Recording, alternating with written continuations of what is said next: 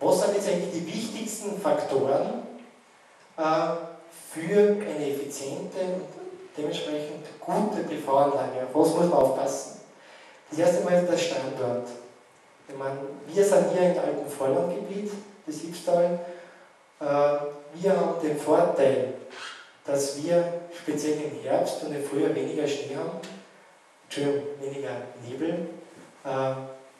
Das heißt, bei jetzt Vergleich mit Donautal, dort wo sicher sehr viel Nebel ist, haben wir da ein bisschen Vorteile. Im Gegenzug ist natürlich bei uns der Niederschlag in Niederrhein dementsprechend mehr. Die Ausrichtung, die Neigung, da kommen wir später noch auf Folie, die Umgebungsverschattung, die Modultemperatur, der Wechselrichter, die Kabelquerschnitte und auch, was wichtig ist, die Module haben an und für sich keine bewegten Teile, aber es gibt trotzdem eine Degradation. Aber der Kunde ist an und für sich durch den Hersteller über 20 bis 25 Jahre, je nachdem, je nach Hersteller, mit 80% der Leistung quasi abgesichert. Die Module selber halten über 30 Jahre, das heißt, das ist eine sehr langfristige Investition, die man tätigt und auch eine sehr sinnvolle.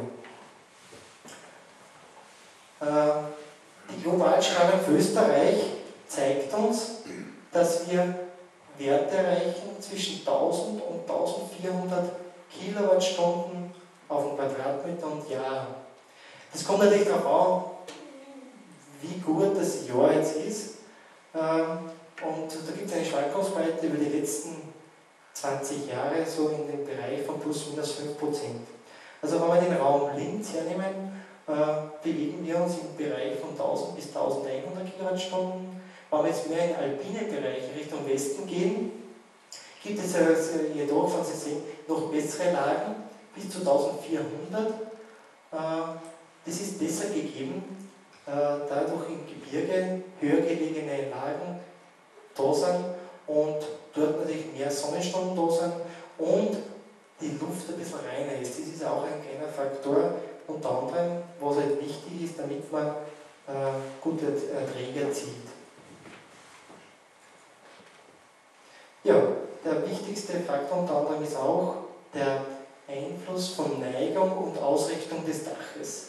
Die häufigste Anwendung, die kommt dann in der nächsten Folie noch, ist eigentlich die Dachmontage auf das Wohnhausdach oder auf ein Nebengebäude. So eine Faustformel ist grundsätzlich, die optimale Ausrichtung hätte man, also der optimale Ertrag hätte man, wenn man die Anlage genau optimal nach Süden richtet und bei einer Neigung von 30 Grad. Das wäre bei der Folie in der Mitte der weiße Punkt oder das weiße Feld, aber man kann es grob sagen. Auf der Achse Richtung, ob jetzt Süd-Südost oder Süd-Südwest, im Bereich von plus minus 30 Grad, ist im Prinzip ist man voll dabei. Genauso ist es mit der Dachneigung. Zwischen 20 und 45 Grad bewegen wir uns in einem Bereich von ca. 5% Minderung gegenüber der maximalen Ausbeute. Das heißt, wir haben da sehr wohl einen größeren Schwankungsbereich und es können dadurch gute Erträge erzielt werden. Wenn man natürlich Extremwert sagt, man sagt, man macht eine Fassadenintegration, dann ist es sehr wohl, das heißt senkrecht aufgestellt, dann hätte man in dem Fall einen Minderertrag von ca. 25 bis 30%. Das heißt, das hat dann eher einen optischen Werbeeffekt, energetisch gesehen nicht ganz optimal. Ja, wie bestimmt man eigentlich die Verschattungskurve? Das ist auch ein sehr wichtiges Thema. Dazu gibt es eigene Messgeräte und man nimmt je nach Standort eben Kurven auf. Man sieht jetzt die Kurven, was da jetzt dargestellt sind. Die höchste Kurve ist die im Juni zur Sonnenwende. Das heißt, die simuliert quasi den Verlauf der Sonne über einen Tag. Und man weiß, die ganz unterste Kurve ist die Dezemberkurve, ist der kürzeste Tag, am 21. Dezember. Da ist die Sonne am flachesten Einstrahlwinkel.